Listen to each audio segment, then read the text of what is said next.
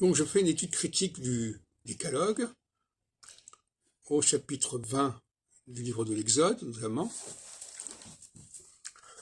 Alors je vous le montre en hébreu. Et vous verrez, enfin si vous savez lire l'hébreu, vous verrez que c'est constamment Lamed Aleph, tu ne feras pas lo, lo, lo, lo, lo, lo, lo.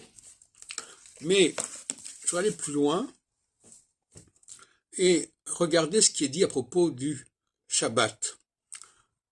Et ce texte sur le Shabbat, il est décalé par rapport au reste. Les autres commandements sont très courts.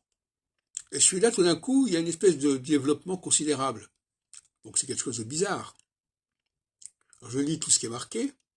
Pense au jour du Shabbat pour le sanctifier.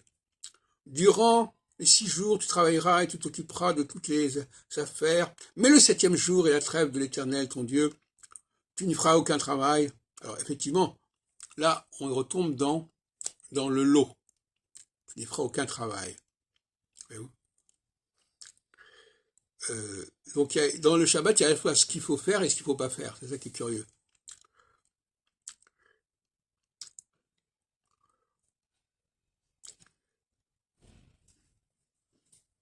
Aucun travail, toi, ton fils, sa fille, ton esclave, mâle.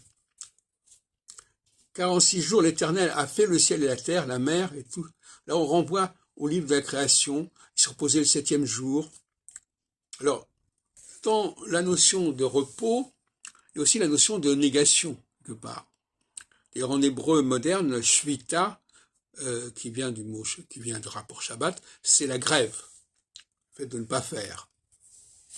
Donc, même dans le Shabbat, il y a quelque chose de l'ordre de la grève. Et puis, donc finalement, on voit que